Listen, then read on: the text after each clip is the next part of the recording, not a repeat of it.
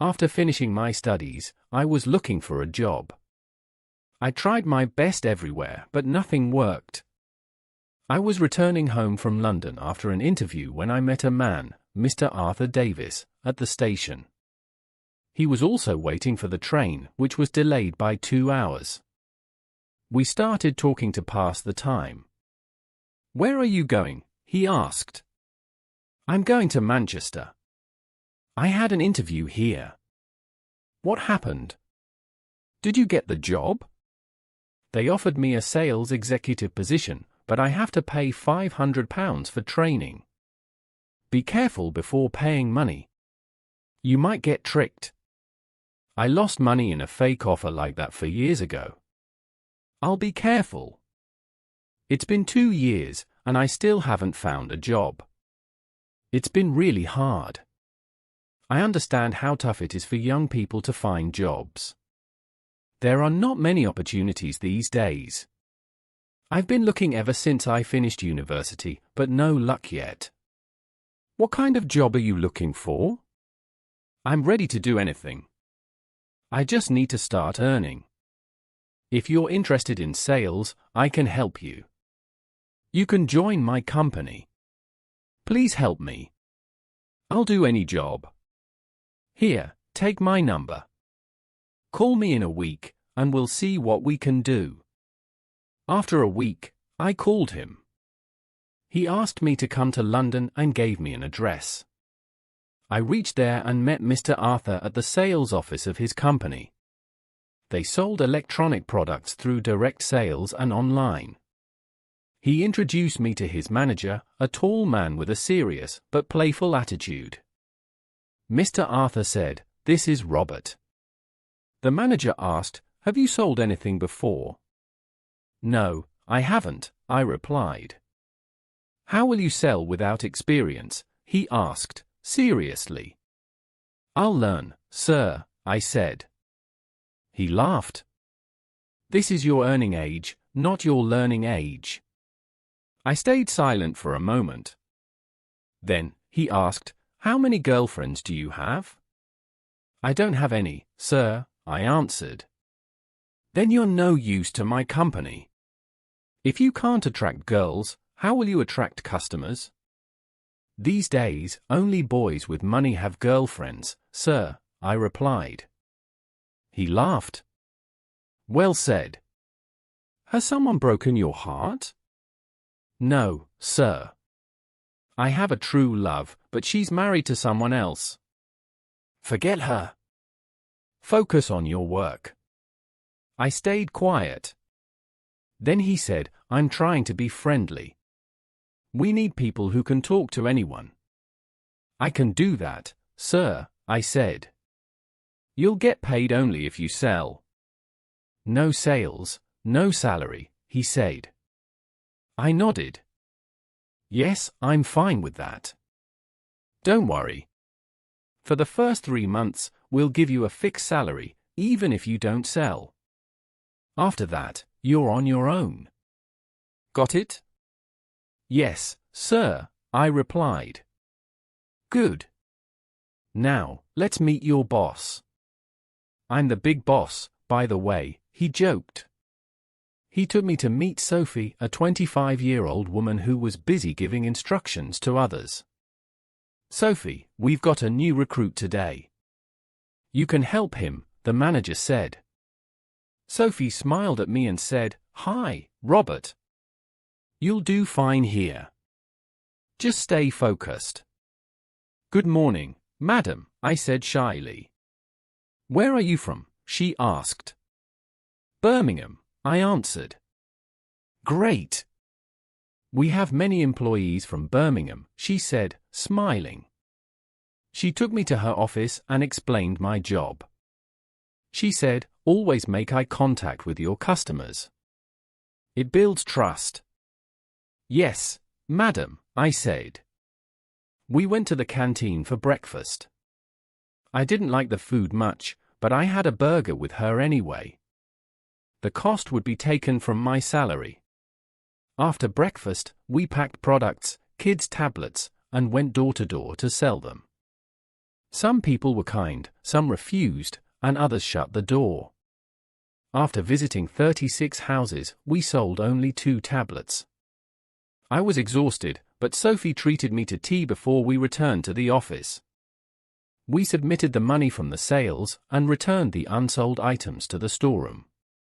"Come to my office. We need to finish the sales report," Sophie said. "How long will it take?" I asked. "Just a bit longer. After we submit the report, we can go home." After submitting the report, I was told I could stay in a room near the canteen. Though it wasn't very comfortable, I managed. The next morning, I woke up early and cleaned myself with cold water. I joined the other employees in the canteen for tea and got to know them.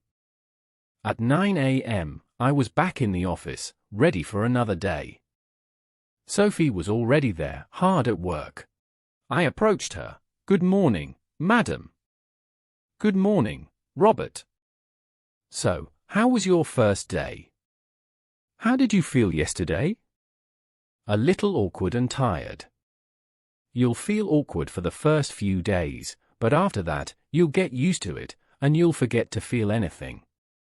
"I hope so, madam." "Are you married?"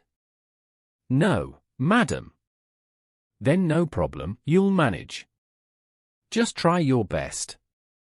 "Yes, madam, I will." "Let's go pack our bags for the day. My daughter is not feeling well, so I'm planning to leave early today." "Oh, what's wrong with your daughter?" "She has a fever." "How old is she?" "She's only 11 months old." "The baby must be missing you." "Yes. I miss her too, but without money, we can't live." "What about your husband?" "He had an accident. Now he can't work, he's bedridden." "Oh, that must be tough financially." "Yes, that's why I have no choice but to work." "I'll tell you more later, we need to start the outdoor sales." We packed the assigned products in our bags and headed to another area for the day. We began visiting homes, explaining the products, and within the first hour, we sold 2 units. Sophia was pleased. We stopped at a nearby coffee shop for a quick break. "So, who's taking care of your baby?" "My mother-in-law." "Who else is in your family?" "It's just me, my husband, my daughter, and my mother-in-law." "What about your family?" "My parents, my 2 sisters, and me." "What does your father do?" "He's a farmer." "And your sisters?" "They're both studying, and my mother is a housewife." "You have a nice family, then." "Yes, by the grace of God, I have a happy family." As we shared more about our lives, we became closer friends. However, after selling those 2 units early in the day, we struggled to find more customers. By the evening, we returned to the office, deposited the money from the sales, and returned the unsold items to the storeroom. "Let's go to my cabin. We need to finish the sales report and submit it to the manager. I need to get home quickly. I miss my daughter." "Let's do it fast, then." Sophia prepared the sales report, and we went to the manager's office. Others were waiting, eager to go home too.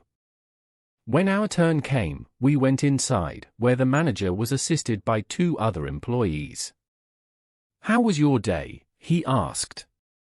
"Sophia, only 2 units sold?" "That's unexpected from an experienced employee like you." "Meet me after 6:30 p.m.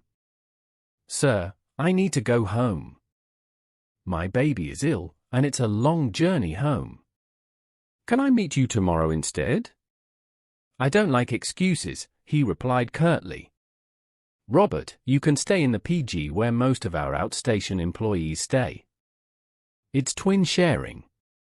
Is that okay for you?" "No problem, sir.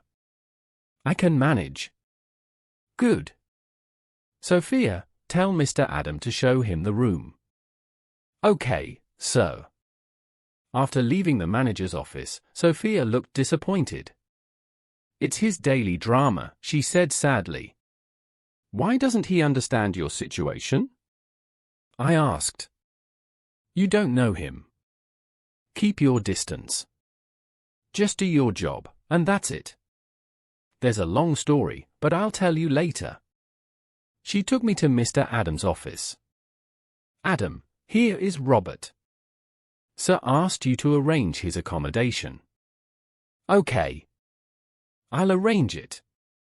You're late again, Sophia. What's the status of your transfer? I'm still waiting. Hopefully, it'll happen soon. Let's hope so. Why is it taking so long?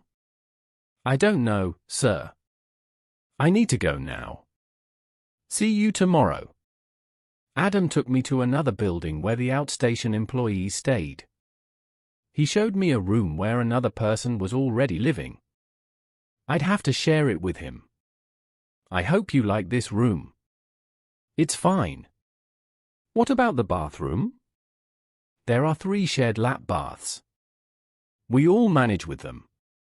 I'll tell the peon to arrange your bed. Thank you, sir. I had a light dinner in the canteen, but the food wasn't great.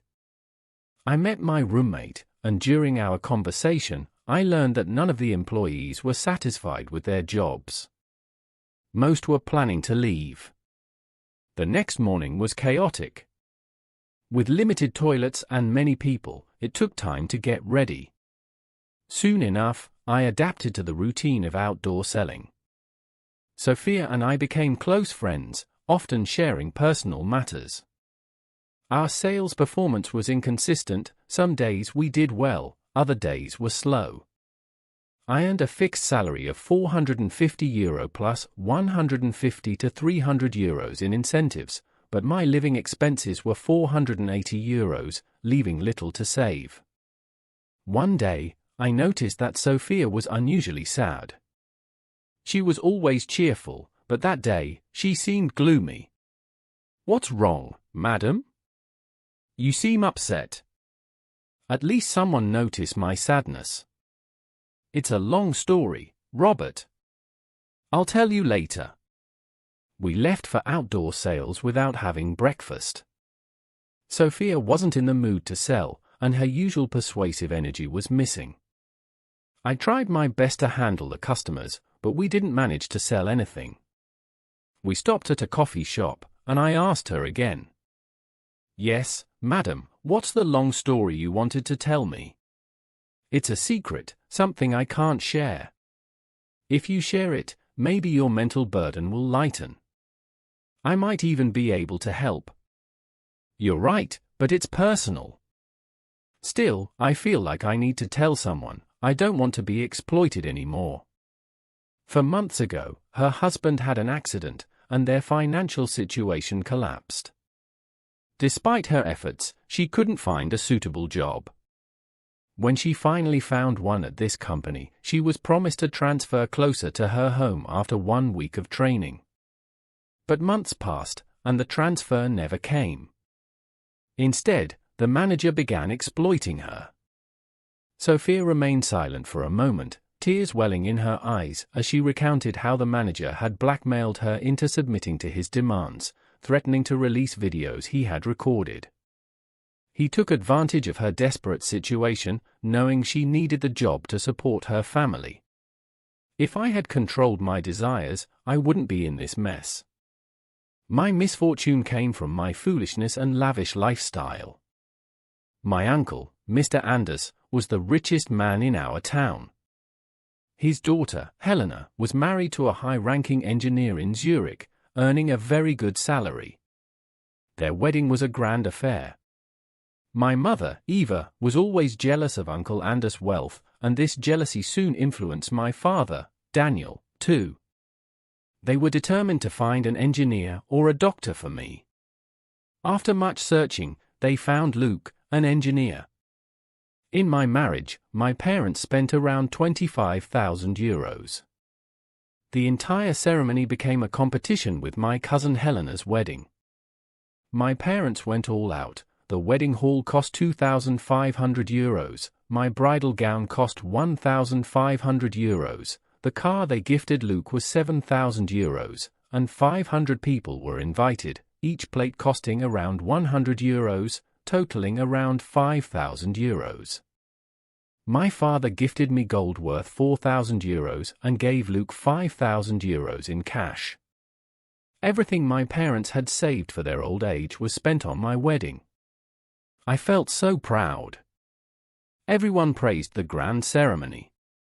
Luke was a good man who listened to everything I said. He had a lovely house and some land in the countryside, but I envied my cousin Helena's life in Zurich. I wanted to live in Geneva, so I persuaded Luke to sell his ancestral house and land. He agreed, all to make me happy. We bought a luxurious apartment in Geneva, but the money from the sale of the ancestral home wasn't enough. Luke took out a home loan with monthly payments. I didn't want my mother-in-law, Isolde, with us because her traditional ways annoyed me, so I asked Luke to send her to a retirement home, and he did. We started living a luxurious life in Geneva, spending money on branded clothes, dining out, shopping at the most expensive stores, and going to movies often. Soon, I gave birth to our daughter, Lily. Our joy was doubled, but it didn't last long. One day, Luke had a terrible accident, and the car my father had gifted us was completely destroyed. Luke was critically injured, and we almost lost him. I sold all my gold, and my father spent his last savings on Luke's treatment. Our bank account was emptied to save him. Now, Luke is bedridden, and I can't afford a maid anymore. Managing my daughter and Luke alone was impossible, so I had to bring my mother-in-law back to our home. With no other option, I had to find a job to support our family. We haven't paid the mortgage for 3 months, and the bank keeps calling. I don't know how I'm going to manage with the little money I'm earning. I stayed silent, feeling sorry for Sophia's situation. Being new at the company, I hesitated, but I was determined to help her. I knew it wouldn't be easy, though, because I didn't want to lose my job. Eventually, I got hold of a small hidden camera pen and suggested to Sophia that she record the manager's misdeeds, but she was hesitant and refused. I decided to contact a women's welfare organization, an NGO that fights for women's safety and security. With their help, and Sophia's, we managed to catch the manager red-handed. He was arrested and fined €10,000, which he had to pay to Sophia as compensation. The NGO also offered her a job, helping other women in need. Meanwhile, I continued working at the company. The manager was sentenced to 10 years in prison, and justice was finally served.